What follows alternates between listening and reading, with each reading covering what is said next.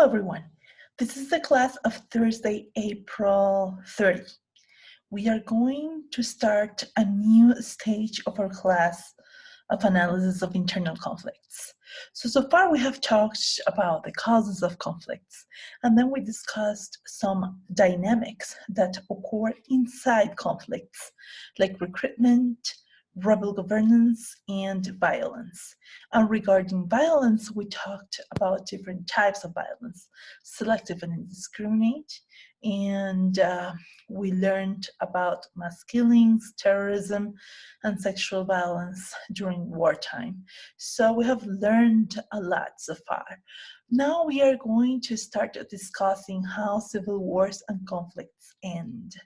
What determines that they endure so long, that they last so long, and what influences different types of finishing and ending wars. So we are going to start discussing this topic today. The next class we will talk about settlements, negotiated settlements, and then we will have a couple of classes on humanitarian assistance and foreign aid as a way to solve civil wars and conflicts. And then lastly, we will reflect on what could be the long-lasting solutions of warfare. So let's get started with the topic I have prepared for today.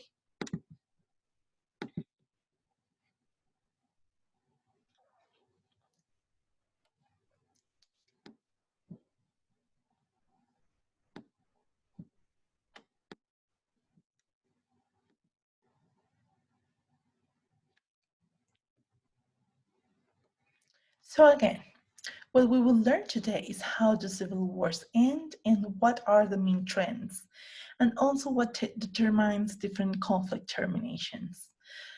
So with respect to terminations, the question is why some civil wars end and others drag on? What explains the duration of war? What explains the possibility of finishing a war?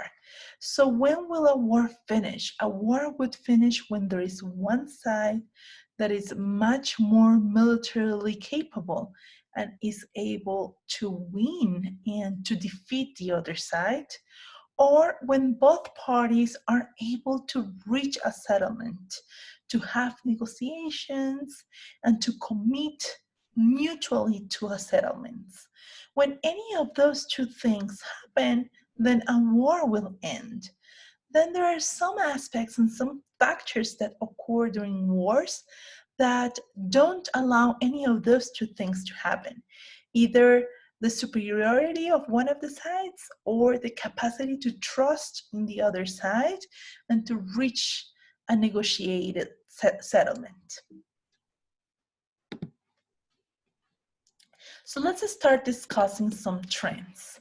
Civil wars last on average 6 years and 9 months, but there is very significant variation. 25% ended in the first 8 months, 25% last more than 5 years, and then 8% last more than 2 decades. So we know now that there is a huge variation in the duration of wars. Then we need to ask, what explains the length of civil war duration? What explains that some of them can actually end? There are like 3 main ways to explain that have been empirically found that explain the duration of civil war. So in different research, where they run statistical models, they have found that there are like 3 factors that explain the duration of war. So the first of them are economic factors, and they refer to the existence of conditions within the conflict that make the war less costly for the different actors. So when that happens, the actors involved will have less incentives to finish it because prolonging it is not very costly. It is not producing a huge opportunity cost. So for instance, in conflicts, when there are lots of resources and the armed actors are gaining money from the extraction of those resources, then the cost of conflict is lower. So that is one of the predictions of duration of civil wars, when we have this factor that makes the cost of conflict low, then civil wars will last longer. The second main factor that explains the duration and termination of war are informational factors. And they refer to this aspects of being able to negotiate, being able to trust the other party, so that if an agreement is reached, then the security of each party will not be compromised.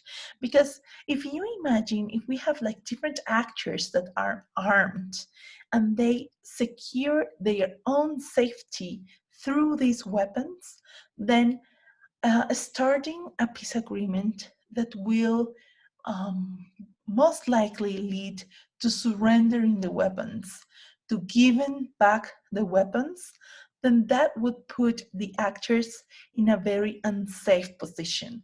So they need to trust the other party, that the other party will respect the safety and will also respect the terms of the agreement. Because if you don't have weapons, it's going to be harder to demand the commitment to the agreement and the enforcement of the agreement. So all these things are encapsulated in a term, which is informational factors. And they refer to the fact that if parties involved in a civil war do not trust each other, it will be very difficult to commit to an agreement. So informational factors is another aspect that explains the duration of war. When it is harder to reach that level of trust, the civil war will last longer, because it's going to be harder to reach a negotiated settlement. And then the third factor that explains the duration of war refers to veto players. So probably the majority of you who study international relations have learned this, the meaning of this term.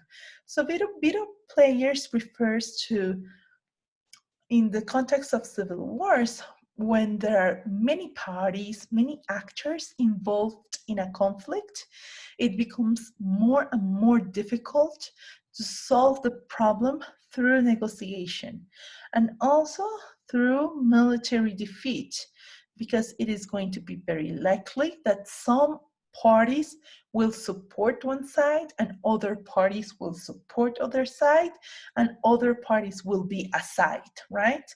So when there are many parties, many actors, it becomes very hard to solve these conflicts. And with each additional party, it is even harder to find an agreement that is acceptable for all. Just pure mathematics. Then the consequence is that the more veto players, the longer the wars. And let's keep in mind that the veto players can be national or domestic actors, for instance, additional armed groups, additional insurgencies and rebel groups, or different parties within the state. Or we could also have veto players that are international or multilateral actors, for instance, foreign states or multilateral organizations. They can also become veto players in a conflict. So we have these three main reasons or three main factors that explain why some wars can last for such a long period of time. The three factors that explain the duration of conflict.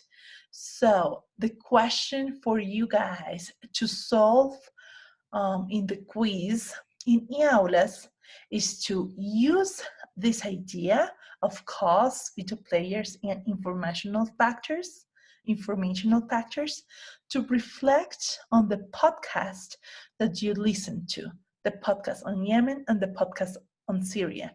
And you would have to write down, given all these factors, right, what could be our predictions for the duration of the civil wars in Yemen and Syria. So you can stop here the video and come back later after you're done with that.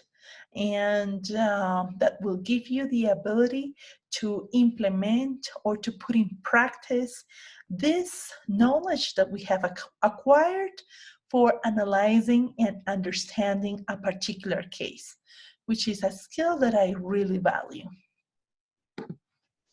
So when conflicts finally end, when they finally finish, they can finish in different ways.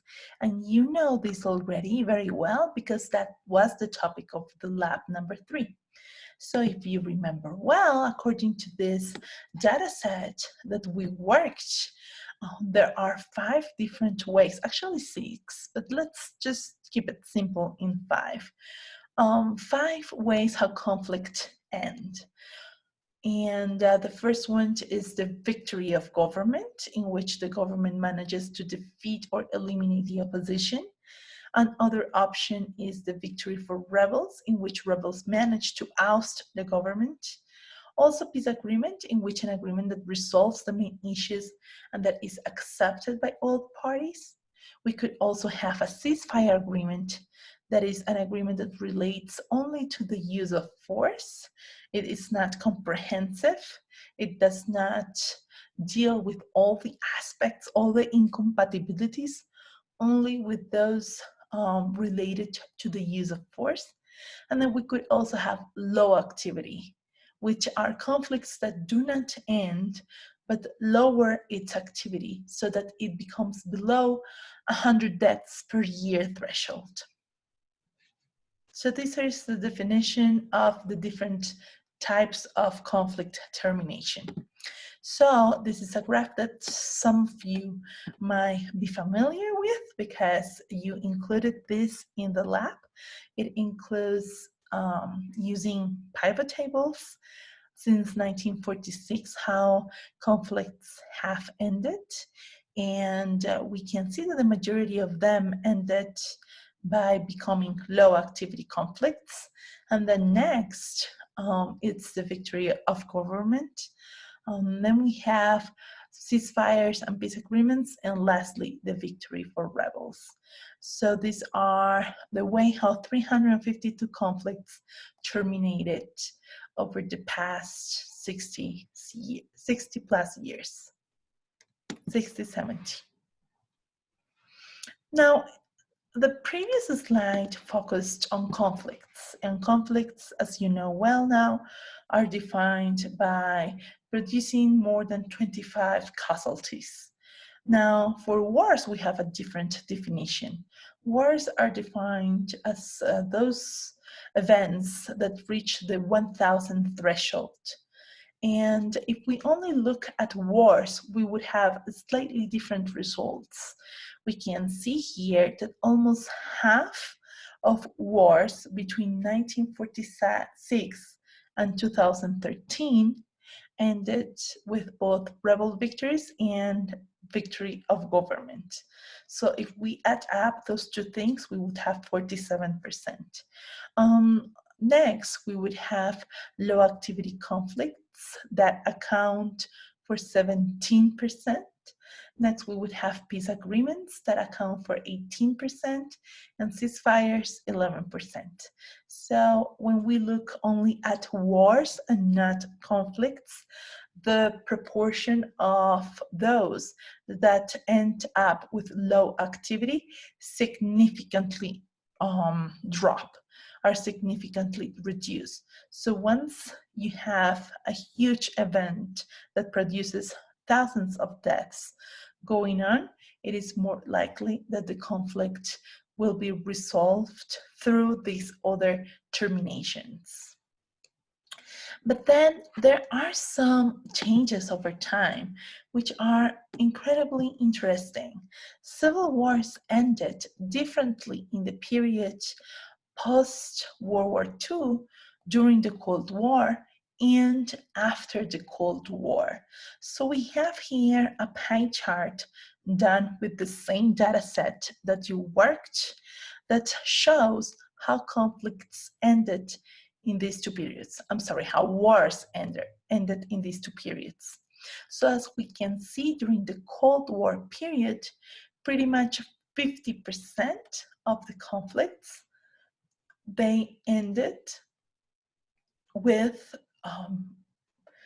a victory, a military victory of one side, either the government or the rebels. And if you look at the peace agreement, it is quite small. It is only 15% of the cases.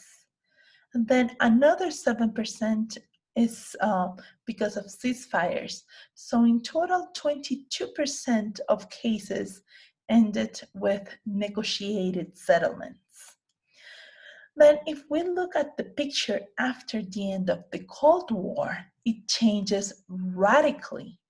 Now, the percentage of conflicts that ended with the victory of one side drops to 35%.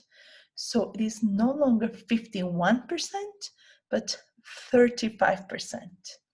And then what wins more is peace agreements. So peace agreements become very important for finishing wars. And then ceasefires are even more important than they were before. They had a huge increase from the two periods. So we have here very clearly that negotiated settlements kind of replaced victories in the period after the end of the Cold War. So there was a massive change in the way how wars end. It was first, during the Cold War period, it was military victories by any of the parties. And then after the end of the Cold War, it is negotiation. So the question that we need to pose is what aspects of the changes in the international system would shift the way how conflicts and civil wars end? What exactly is producing this massive change in conflict terminations? Then some of you did this during the lab, and I have more clues for you guys here. During the Cold War, the US and the USSR, they fought proxy wars, as you know, instead of engaging directly in military confrontations, that they would fight through proxies in third states. And the superpowers engaged in these conflicts in different parts of the globe, they pushed for military victories. They were not willing to negotiate or compromise solutions. It was a zero-sum game. Either I win or I lose, but there are no other options. And so in this context of the Cold War, military victories were the way how they would end, because superpowers pushed for the triumph of either states or rebels. But then with the end of the Cold War, we know very well that foreign support to rebels and governments dried up. And international organizations and the superpowers, especially the United States, who won the Cold War, pushed for democratization. And that democratization also pressured the resolve or the solution of many of these wars. Then the superpowers no longer blocked UN interventions. During the Cold War, many interventions of the UN were blocked by either USSR, Russia, and the US. And after the end of the Cold War, that blockade was lifted. They no longer blocked interventions. So this meant that more peacekeeping forces were deployed across the world. And as this happened, parties in different conflicts started to see that if they started negotiations, it would be likely that the UN would send peacekeeping forces. And this gave them a feeling of trust, of security, that would allow them to start negotiations and reach a settlement. Because if you remember when we discussed about informational factors, it is very hard for parties in a conflict to commit to a negotiation when they are not sure of whether the other party will commit and will actually do what is being said in the agreement. So since that is super, super, super hard, the fact that the UN could send peacekeeping forces would solve some of these issues, because it would give the idea that the parties would be protected if they surrendered the weapons. So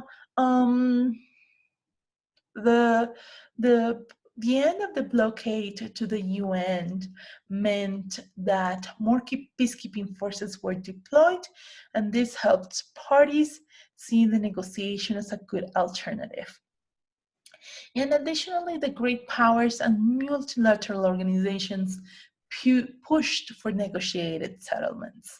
There was an increase in the availability of mediators. And mediators also help solve the informational issues that we have been talking about. So all these factors explain why there was this massive shift before the end of the Cold War and after the end of the Cold War. First military victories and then negotiated settlements. But as we know, negotiated settlements have their own problems. And we will discuss that next class, when we could also engage with the reading that was assigned today about whether we should let wars go on. And there is a lot to talk about that, and there is a lot to think and discuss. So thank you guys for coming here today. This was it. It was a rather short video so that I can allow you to reflect on these ideas and write down your response on the predictions to the war on Syria and the war on Yemen. What aspects of those wars mean or suggest that they will last longer? How do veto players come at play? How do economic costs come to play? And how informational factors come to play. Okay, thank you very much and see you on Tuesday.